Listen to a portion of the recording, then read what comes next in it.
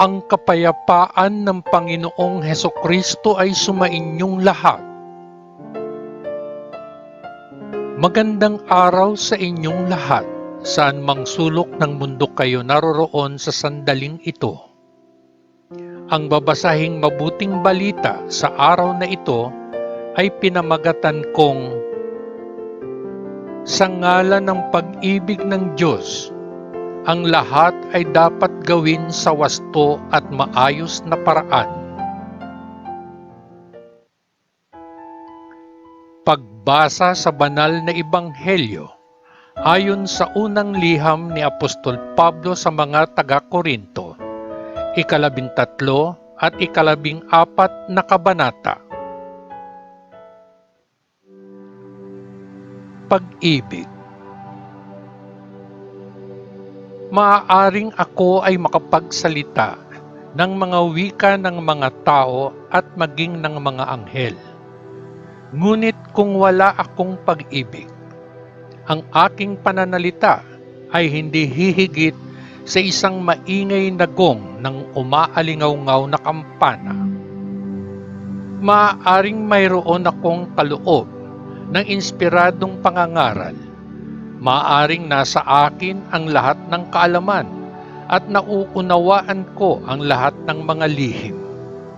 Maaaring nasa akin ang lahat ng pananampalatayang kailangan upang ilipat ang mga bundok. Ngunit kung wala akong pag-ibig, wala ako. Maaari kong ibigay ang lahat ng mayroon ako at ibigay pa ang aking katawan upang sunugin. Ngunit kung wala akong pag-ibig, wala itong kabutihan sa akin. Ang pag-ibig ay matyaga at mabait. Hindi ito mainggitin o mapagmataas o palalo. Ang pag-ibig ay hindi masamang ugali o makasarili o bugnutin. Ang pag-ibig ay hindi nagtatala ng mga kamalian. Ang pag-ibig ay hindi masaya sa kasamaan, ngunit masaya sa katotohanan. Ang pag-ibig ay hindi sumusuko, at ang pananampalataya, pag-asa at pasensya nito ay hindi kailanman nabigo. Ang pag-ibig ay walang hanggan. May mga inspiradong mensahe, ngunit ang mga ito ay pansamantala. May mga kaloob ng pagsasalita sa ibang mga wika, ngunit sila ay titigil. May kaalaman, ngunit lilipas din. Sapagkat ang ating mga kaloob ng kaalaman at ng mga inspiradong mensahe ay kapiraso lamang. Ngunit kapag ang kabuuan ay dumating, kung gayon ang kapiraso ay mawawala. Noong bata pa ako, ang aking pananalita, damdamin at pag-iisip ay lahat ng sa isang bata. Ngayong binata na ako, wala na akong gamit sa mga pambatang gawin. Ang nakikita natin ngayon ay parang malabong imahen sa salamin. Tapos magkikita tayo ng harapan. Ang alam ko ngayon ay bahagya lamang. Pagkatapos ito ay magiging ganap, kasing kumpleto ng kaalaman ng Diyos sa akin. Samantala, nananatili ang tatlong ito: pananampalataya, pag-asa, at pag-ibig. At ang pinakadakila sa mga ito ay ang pag-ibig. Mga kaloob ng propesiya at kakaibang wika. Pag-ibig kung gayon ang dapat ninyong pagsikapan. Ilagay ang inyong puso sa mga espiritual na kaloob, lalo na ang kaloob ng pagpapahayag ng mensahe ng Diyos. Ang nagsasalita ng kakaibang wika ay hindi nagsasalita sa iba, kundi sa Diyos, dahil walang nakakaunawa sa Kanya. Siya ay nagsasalita ng mga lihim na katotohanan sa pamamagitan ng kapangyarihan ng Espiritu. Ngunit ang nagpapahayag ng mensahe ng Diyos ay nagsasalita sa mga tao at nagbibigay sa kanila ng tulong pampatibay loob at aliw. Ang nagsasalita ng mga kakaibang wika ay tumutulong lamang sa kanyang sarili. Ngunit ang nagpapahayag ng mensahe ng Diyos ay tumutulong sa buong simbahan. Nais kong magsalita kayong lahat sa mga kakaibang wika, ngunit mas gugustuhin kong magkaroon kayo ng kaloob na ipahayag ang mensahe ng Diyos. Sapagkat ang taong naghahayag na mensahe ng Diyos ay higit na mahalaga kaysa sa nagsasalita ng mga kakaibang wika, maliban na lang kung may naroroong makapagpapaliwanag ng kanyang sinasabi upang makatulong sa buong simbahan. Kaya't pagdating ko sa inyo, mga kapatid ko, ano ang mapapakinabang ninyo sa akin kung magsasalita ako ng mga kakaibang wika? Wala kahit kaunti.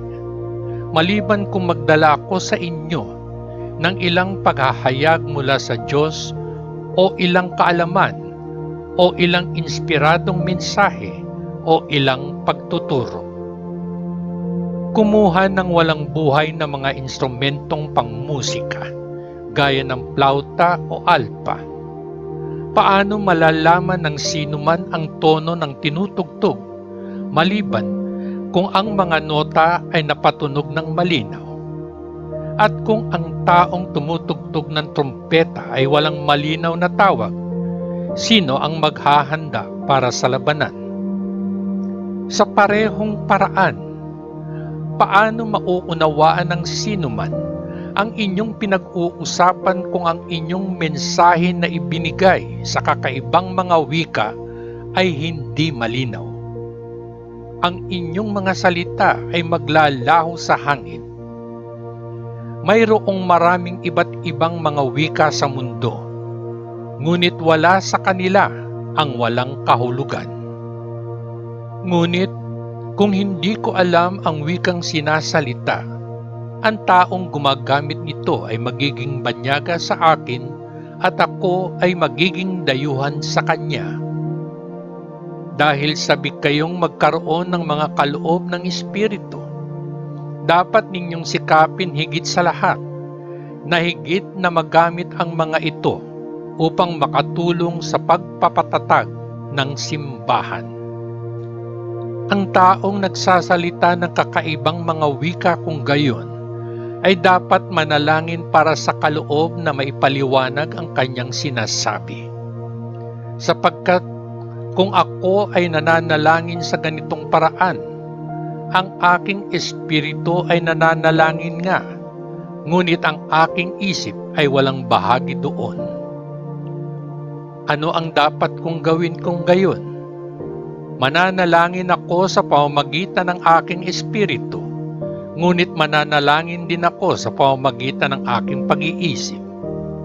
Aawit ako sa pamamagitan ng aking espiritu, ngunit aawit din ako sa pamamagitan ng aking isip.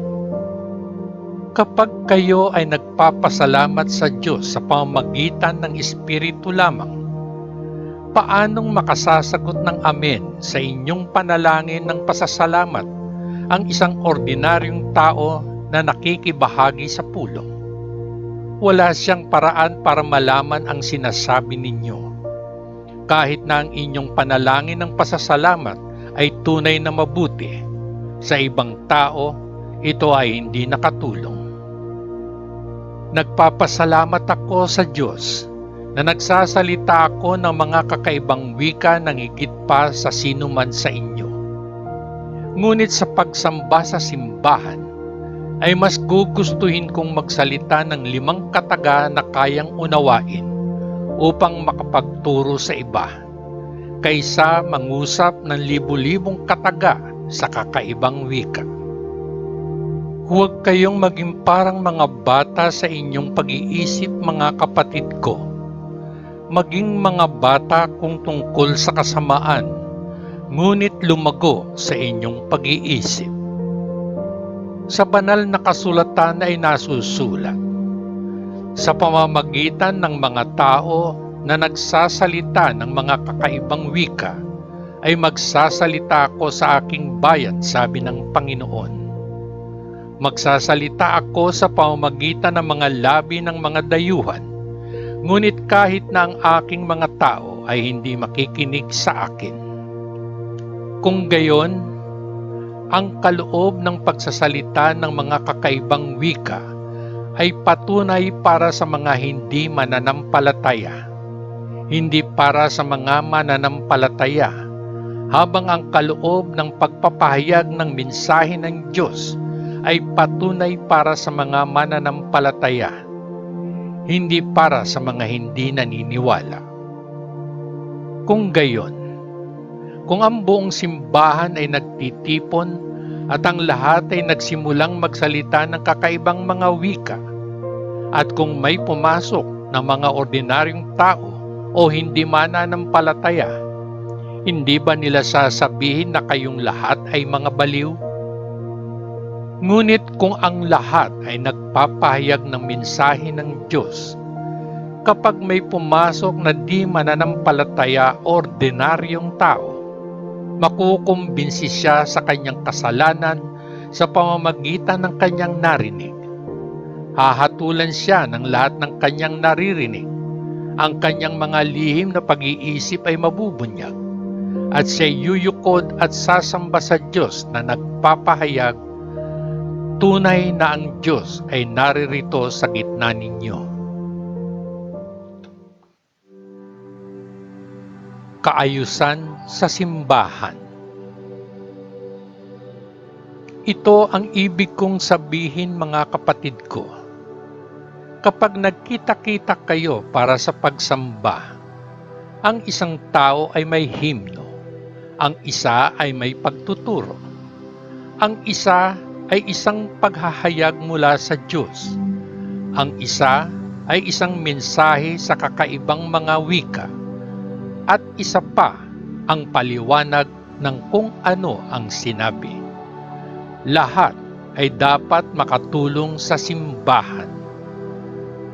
Kung ang isang tao ay magsasalita sa kakaibang mga wika, pinakamarami na ang 2 o 3 ang dapat magsalita isa-isa, at dapat ipaliwanag ng iba pang sinuman ang sinasabi. Ngunit kung walang makapagpapaliwanag kung gayon, ang nagsasalita ng kakaibang mga wika ay dapat na tumahimik at magsalita lamang sa kanyang sarili at sa Diyos. 2 o 3 na binigyan ng mensahe ng Diyos ang dapat magsalita, habang ang iba ay hahatol sa kanilang sinasabi. Ngunit kung ang isang nakaupo sa pulong ay nakatanggap ng mensahe mula sa Diyos, ang nagsasalita ay dapat tumigil. Lahat kayo ay maaaring ipahayag ang mensahe ng Diyos isa-isa, upang ang lahat ay matuto at mapalakas ang loob. Ang kaloob ng pagpapahayag ng mensahe ng Diyos ay dapat nasa ilalim ng kontrol ng tagapagsalita, dahil hindi nais ng Diyos na tayo ay nasa kaguluhan, kundi sa pagkakaisa at kapayapaan. Gaya sa lahat ng simbahan ng mga tao ng Diyos, ang mga babae ay dapat tumahimik sa mga pulong. Bawal silang magsalita gaya ng sinasabi ng kautosang Hudyo. Hindi sila dapat namamahala. Kung gusto nilang malaman ang tungkol sa isang bagay, dapat nilang tanungin ang kanilang mga asawa sa bahay. Ito ay isang kahiyahiyang bagay para sa isang babae na magsalita sa isang pulong sa simbahan. O kaya naman ay sa inyo nanggaling ang salita ng Diyos? O kayo lang ba ang pinanggalingan nito?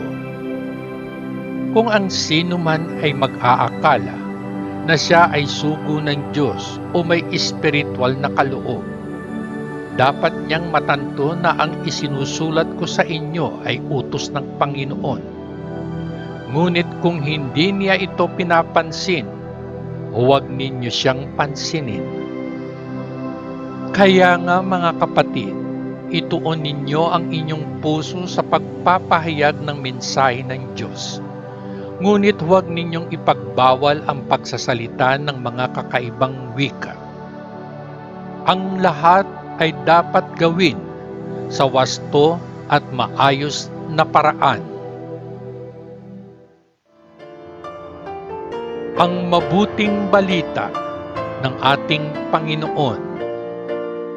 Salamat sa Diyos Ama sa langit. Sa ngalan ng Panginoong Hesukristo na ating manunubos. Amen. Amen. Amen. Peace.